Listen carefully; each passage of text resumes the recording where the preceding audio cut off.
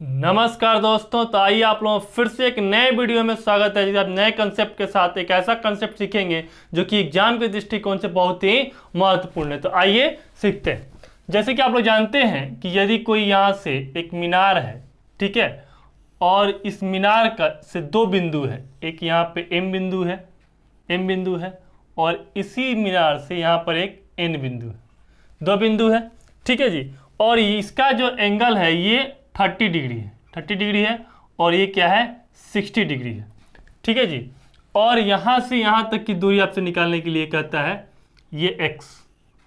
अब x का value ज्ञात कीजिए और आपको दे क्या देगा, यहाँ पे एक दे देगा, यहाँ पे मान लीजिए कि ये m ये दे दिया है 10 मीटर, मान लीजिए ये a है और यह b है।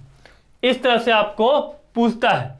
तो इस तरह के सवाल में आप लोगों को क्या करना है, आप डायरेक्ट आंसर अगर आप निकालना चाहें तो x का जो डायरेक्ट मान हो जाएगा वो पता है आप लोगों को क्या हो जाएगा। क्योंकि आपको इसमें कुछ नहीं करना है, आपको इसको क्या करना है, इसको डबल कर देना है। इसको क्या करना है, डबल कर देना है, डबल करके और √3 से भाग दे देना है।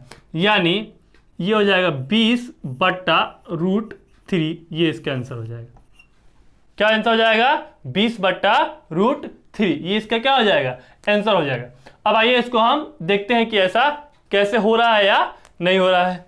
तो आइए अब हम इसको मिटा देते हैं और इसको यहाँ लिख देते हैं।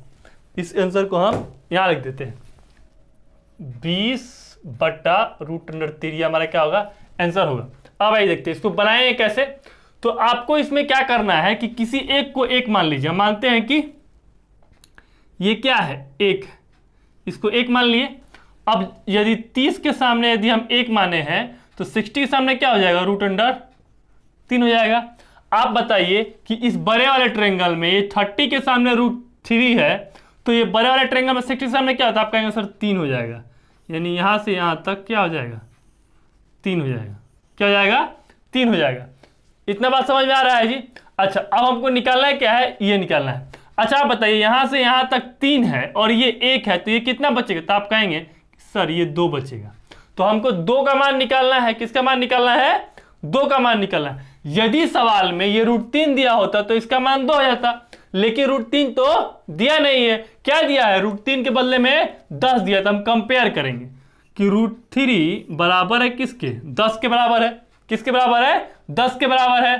तो एक किसके बराबर होता, आप कहेंगे सर एक जो बराबर हो जाएगा वो 10/√3 के बराबर हो जाएगा। हमको किसका मान निकालना, हमको x का मान निकालना है। तो x = क्या हो जाएगा, 10/√3।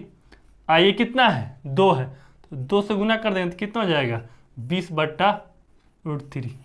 यही ना हमारा आंसर आ गया जी। हम पहले ही लिख देते कि नहीं कि यही हमारा आंसर होगा। तो ये तो रहा डिटेल तरीका। ये डिटेल भी नहीं है, ये वाला डिटेल नहीं है, ये शॉर्टकट रहा। शॉर्टकट से भी ये आसान तरीका है, आप ऐसे इसको बना सकते हैं। लेकिन ये कब बना सकते हैं आप, जब आपको ये कंसेप्ट पता रहेगा तो आप इससे इस तरह से बना सकते हैं। आपको एग्जाम में अगर इस तरह का सवाल आता है और आप टाइप को पहचान जाते हैं कि एक ऐसा यही टाइप है, तो आपको कुछ नहीं करना है। यहाँ जिसका मान दिया रहेगा उसको सीधे 2 से मल्टीप्लाई करके और √3 से भाग कर दीजिएगा तो आपका आंसर निकल जाएगा। ठीक है, इस बात को आप अच्छे से समझ गए। चलिए एक और क्वेश्चन लेते हैं जिससे आपका पूरा कंसेप्ट क्लियर हो जाएगा। इसको हम मिटा देते हैं। चलिए देखिए, ये बहुत ही अच्छा कंसेप्ट है और ये छोटे छोटे कंसेप्ट है। इसी सारे कंसेप्ट पे सवाल आता है। मैंने अपने पिछले वीडियो में बहुत सारे कंसेप्ट बताया, आप उसको आप जाकर देखिए। देखिए जैसे कि इसमें ऐसे होता है कि यदि कोई एक मीनार रहेगा और मीनार से ये 2 पटैले है, एगो यहाँ पटैले है और एगो यहाँ पटैले है, और ये खुद यहाँ पर बैठा है और यहाँ पर M पे एगो को रखा है, एगो को N बिंदु पर रखा है। और ये जो है ये आपका 100 मीटर ऊंचाई पे है A। अब ये जानना चाहता है कि दोनों को जो पटैले है 2, ये दोनों को बीच की दूरी क्या है, ये दोनों के बीच की दूरी क्या है। यदि यह 30 डिग्री है और यह 60 डिग्री है, आपको कंडीशन क्या ध्यान रखना है, ध्यान रखना है कि यहां से एक मीनार है, 2 बिंदु है, एक M है और एक N है। एक का मान 30 है और एक का मान 60। अब इसके चक्कर मत रहे कौन पहले है कौन बाद में, क्योंकि ये हमेशा ही ये छोटा वाला यहाँ रहेगा और बड़ा वाला यहाँ रहेगा। अच्छा, ये तभी संभव है जब 30 और 60 रहेगा। तो इस कंडीशन में आपको आंसर जो लिखना है डायरेक्ट लिख देना है, इसका डबल करके, इसका डबल करके। तो 100 का डबल क्या हो जाएगा 200, और 200 में क्या √3 से भाग दे देना है। क्या करना है √3 से भाग देना। अच्छा, इसको हम स्टैंड, आप जब ऑप्शन बनाइएगा तो ऐसा आपको आंसर देखने को नहीं मिलेगा। क्या मिलेगा जी, तो वहां मिलेगा 200/3 और √3।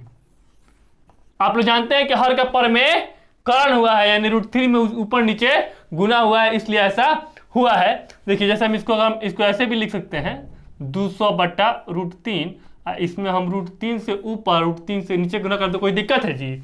और 3 से 3 गुना करें तो 3 हो जाएगा और √3 ऊपर जाएगा। तो इस तरह से इसका आंसर डायरेक्ट लिख सकते हैं। यानी इसको हम ऐसे कह सकते हैं कि यदि कोई ऐसे दिया हुआ है यहाँ पे और यहाँ पे, ये 30 है और यह 60 है, तो यहाँ से यहाँ तक की दूरी अगर दी x है और ये हमारा 50 दिया हुआ है, तो हम इसका डायरेक्ट आंसर बता सकते हैं कि 100/√3 इसका आंसर होगा।